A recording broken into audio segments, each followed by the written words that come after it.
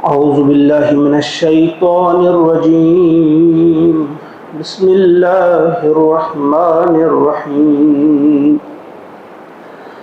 نحن نقص عليك نبأهم بالحق إنهم فتية آمنوا بربهم وزدناهم هدى وربطنا على قلوبهم إذ قاموا فقالوا ربنا رب السماوات والأرض لن ندعو من دونه إلها لقد قلنا إذا شططا. صدق اللہ العظیم. سورۃ الکہف، اس کا دوسرا رکوع یعنی آیت نمبر 13 سے شروع ہوتا ہے. آیت نمبر 13 اور 14 میں نے آپ کے سامنے تلاوت کی. 5 آیت کا آج ہم مطالعہ کریں گے انشاءاللہ.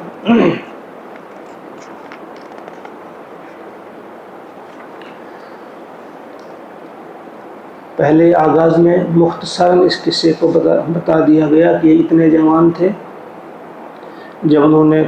غار میں پناہ لی، پھر انہوں نے یہ دعا کی ربنا آتنا من لدنک رحمہ وہیئ لنا من امرنا رشدا. یہ دعا کی، پھر ہم نے ان کے کانوں پہ تھپکی دی، تھپکی دے کر سلایا.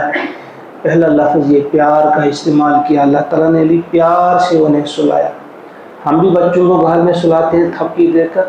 لیکن ان کو سلایا اللہ تعالیٰ نے، پیار سے کہا، تھپکی دے کر انہیں سلایا. چند سالوں کے لیے، کئی سالوں کے لیے. پھر ہم نے انہیں اٹھایا تاکہ یہ جان جائیں، ایک دوسرے سے سوال کریں گے کہ تم اس مدت میں، اس حال میں کتنی مدت رہے، کتنی دیر تم اس حال میں رہے. پہلے مختصر سے یہ بیان کیا، یہ قصہ ہے. اب یہاں سے تفصیل کے ساتھ قصہ بیان کیا جا رہا ہے. یعنی یہ سٹائل ہے قرآن پاک کا کہ پہلے ایک ان کے اندر ایک پیدا کر دیا، ایک شوق، ایک ذوق کہ ہم جانیں یہ اصل میں قصہ ہے کیا. تو وہ بیدار کر کے کسی کو موٹیویٹ کرنے کے لیے جو کچھ باتیں کی جاتی ہیں، اب تفصیل کے ساتھ اللہ تبارک و تعالیٰ اس قصے کو بیان فرما رہے ہیں. نحن نقص، ہم بیان کرتے ہیں، ہم بیان کرتے ہیں، ہم قصہ تمہیں سناتے ہیں، علیک، آپ پر، یعنی آپ کو. مخاطب اول محمد عربی صلی اللہ علیہ وسلم، آپ سے مخاطب ہیں. اللہ تعالیٰ فرماتے ہیں محمد صلی اللہ علیہ وسلم، اب آپ نے ان سے کہا ہے کہ میں آپ کو وہ قصہ سناؤں گا، اب سنو وہ قصہ اصل میں کیا تھا. تو ہم آپ کو یہ بیان کرتے ہیں، ہم بیان کرتے ہیں تمہارے سامنے یہ قصہ. نبأہم، ان کا قصہ، ان کا حال، بالحق، حق کے ساتھ. یعنی اصل میں ان کا قصہ کیا تھا ہم ٹھیک ٹھیک تمہیں سناتے ہیں. انہم، بے شک تھے وہ، فتیتن، کچھ نوجوان. 7 تھے، 9 تھے، کتنے تھے اللہ بہتر جانتا ہے، تعداد نہیں دی اللہ تعالیٰ نے، نہیں بتائی. فرمایا وہ کچھ نوجوان تھے، آمنوا بربہم، ایمان لے آئے وہ اپنے رب پر، وزدناہم ہدی، اور ہم نے اضافہ کیا ان کی ہدایت میں. یعنی ایمان لے آئے وہ، پھر ہم نے ان کی جو ہدایت تھی وہ بڑھا دی، ہم نے اس میں اضافہ کر دیا. جب وہ کوئی اخلاص کے ساتھ ایمان لے آتے ہیں، جو شخص بھی اخلاص کے ساتھ دل سے ایمان لے آئے، اللہ پر ایمان لے آئے، تو اللہ تعالیٰ ان کی ہدایت میں اضافہ فرماتے ہیں. تو فرمایا ہم نے ان کی ہدایت میں اضافہ فرمایا. وَرَبَطْنَا عَلَىٰ قُلُوبِهِمْ، وَرَبَطْنَا، اور ہم نے مضبوط کیا. ربط اصل میں گرہ لگانے کو کہتے ہیں، گانٹھ دینے کو، گرہ لگانے کو. یعنی جب ہلتی ہے کوئی چیز، جب دل دھڑکتا ہے یا دل ہلتا ہے، اس میں کمزوری آتی ہے، ہلتا ہے، اس کو ہم نے باندھ دیا، یعنی مضبوط کر دیا ہم نے. وَرَبَطْنَا عَلَىٰ قُلُوبِهِمْ، ہم نے ان کے دلوں کو مضبوط کر دیا، گرہ لگا دی. اِذْ قَامُوا، جب وہ کھڑے ہوئے. گویا وہ 7 تھے یا 9 تھے، کتنے تھے؟ جب انہوں نے ایک تحریک برپا کر دی اور کھڑے ہو گئے کہ اب ہم نے یہ کام کرنا ہے کہ نہ خود ان معبودوں کی پرستش کرنی ہے، صرف اتنا ہی نہیں بلکہ وہ اوروں کو بھی بتا دینا ہے کہ یہ بات غلط ہے، چاہے بادشاہ ہو کوئی بھی، اس کے سامنے بھی ہم نے یہ بات بتانی ہے کہ یہ بات ماننے کے قابل نہیں، اوروں کو بھی ہم نے خبردار کرنا ہے۔ وہ کھڑے ہو گئے اس کاموں، جب وہ کھڑے ہو گئے ایک تحریک انہوں نے برپا کر دی، فقالو، تو کہا انہوں نے اس وقت، ربنا، ہمارا رب جو ہے، رب السماوات والارض، وہ آسمانوں اور زمین کا رب ہے، لن ندعو، لن ہرگز نہیں، ندعو ہم پکاریں گے، ہم عبادت کریں گے یا ہم پکاریں گے یا ہم دعا کریں گے، ہرگز ہرگز نہیں، من دون ہی، اس کے علاوہ، الہن، کسی اور معبود کی، ہم اس کو چھوڑ کر کسی اور معبود کی عبادت ہرگز نہیں کریں گے، یا ہم اس کو چھوڑ کر کسی اور معبود کو ہرگز نہیں پکاریں گے، لقد قلنا، اور اگر ہم نے ایسا کیا،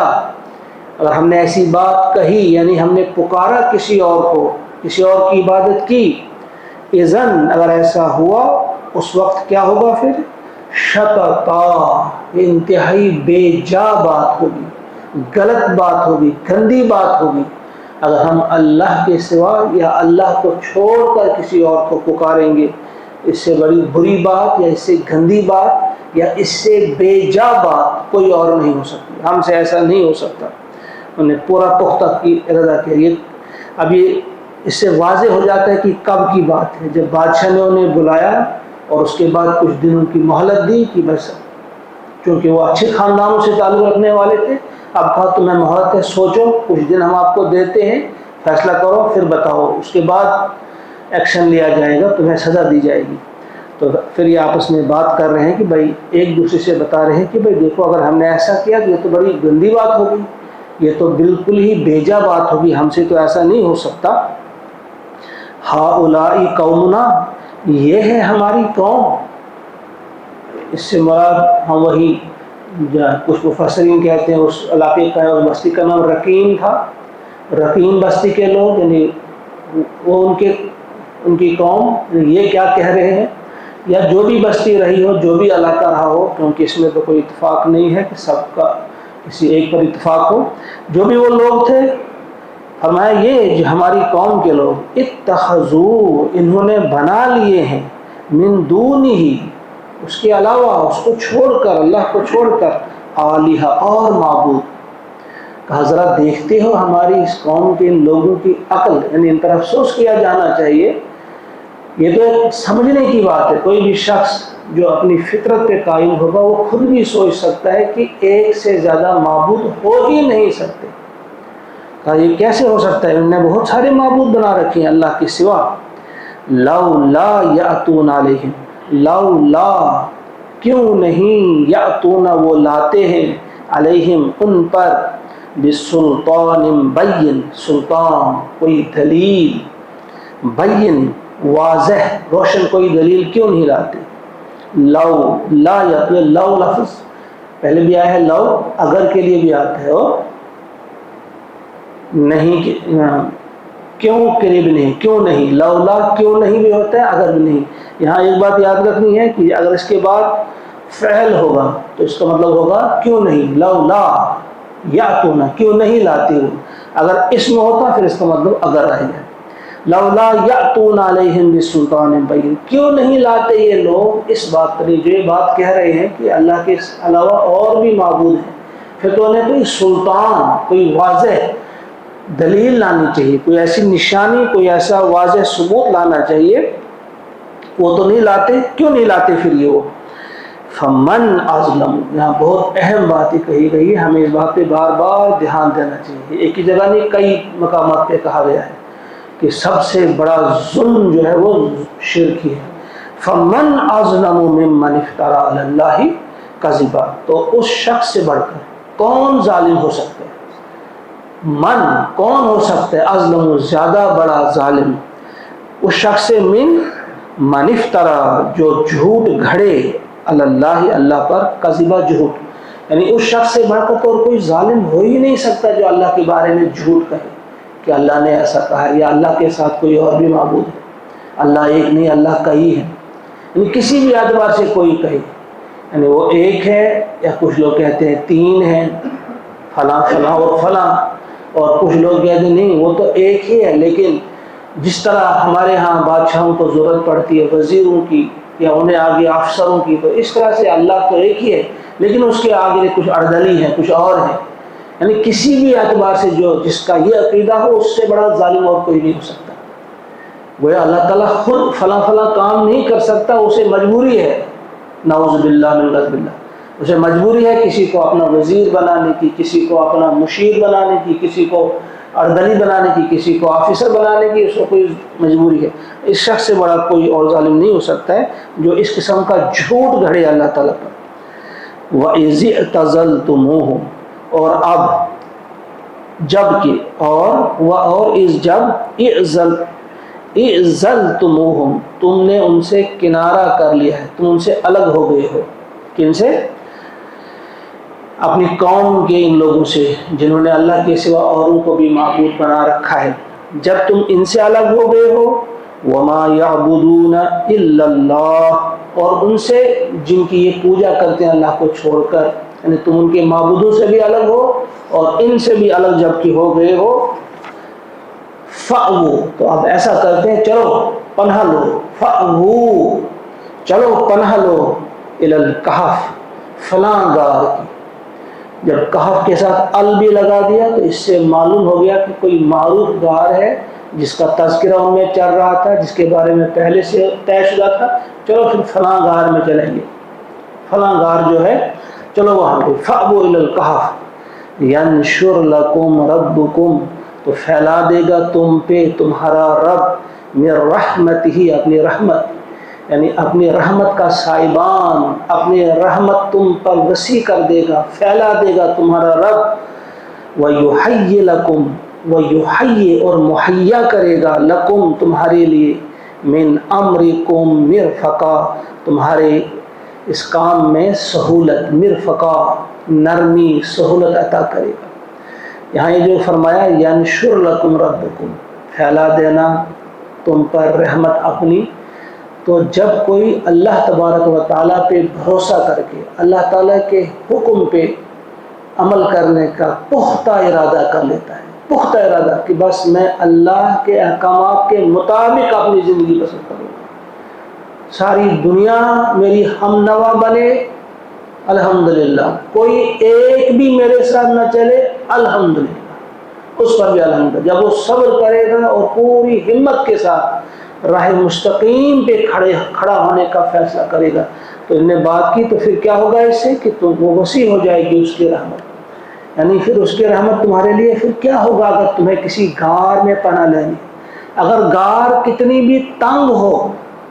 اللہ تعالیٰ اسے تمہارے لیے وسیع کر دیں گے، تمہیں ایسا لگے گا جیسے تم کسی وسیع میدان میں ہو، اگر وہاں کتنا بھی اندھیرا ہو تمہیں لگے گا کہ آپ بہت اجالے میں ہیں، آپ پر کتنی مصیبتیں ہوں گی آپ کو لگے گا نہیں کہ ہم پر عنایتیں ہو رہی ہیں، یعنی پھر تم پر جو مصیبتیں ہوں گی وہ بھی تمہیں عنایتیں معلوم ہوں گی، تمہارے ساتھ اگر برا سلوک کیا جائے گا تمہیں لگے گا کہ ہمارے ساتھ اچھا سلوک ہو رہا ہے، اگر وہاں تنگی ہوگی تمہیں کشادگی دکھائی دے گی، اگر وہاں اندھیرا ہوگا تمہیں وہاں پہ اجالا دکھائی دے گا کہ اور ایسا ہی ہوا کہ کس طرح سے پھر اس غار کو وسیع کیا، یہ اللہ کی شان ہے۔ فرمایا فَأْوُوا إِلَى الْكَهْفِ، چلو تم فلاں غار میں چلتے ہیں، وہاں پناہ لیتے ہیں، اور اللہ تمہارے رب کی رحمت جو ہے وہ تم پہ پھیلا دے گا اور تمہیں مہیا کرے گا، تمہارے کام کتنے بھی مشکل ہو وہ تمہارے لیے ان میں نرمی یعنی آسانی پیدا کر دے گا، ہر قدم پہ تمہارے لیے آسانی ہوگی۔ وَتَرَى الشَّمْسَ إِذَا طَلَعَتْ، اور تم دیکھو گے، یعنی اے پڑھنے والے، اے قرآن پڑھنے والے، ہم سے کہا جانا ہے کہ اگر تمہیں دیکھنا ہو کہ اگر تم دیکھو گے اس غار کو، وَتَرَى الشَّمْسَ، اور تم دیکھو گے کہ وہ سورج جو ہے یا دھوپ جو ہے، إِذَا طَلَعَتْ، جب سورج طلوع ہوتا ہے، تَزَاوَرُ عَنْ كَهْفِهِمْ، تو ان کی غار کو چھوڑ کر، اس سے کنی کترا کر، اس سے کترا کر، اس سے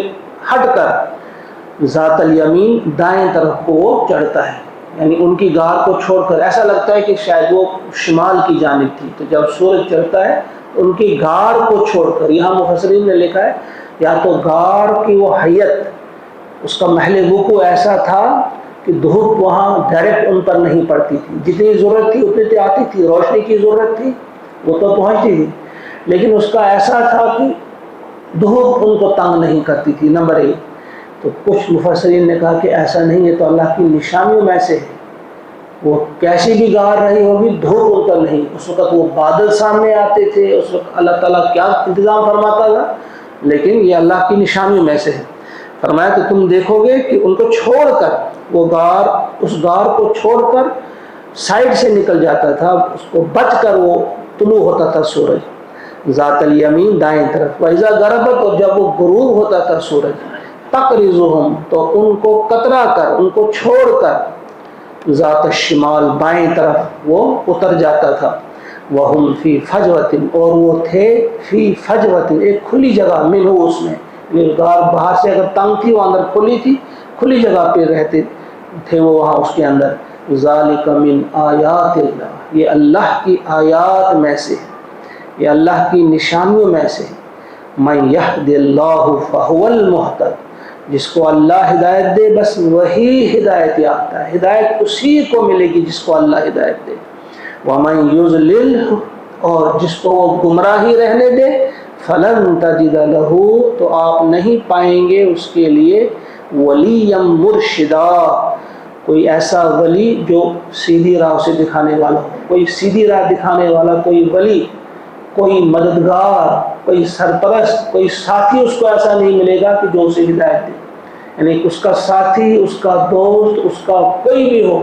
ہزار جتن کرے کسی شخص کو ہدایت دینے کی، حتیٰ کہ نبی بھی،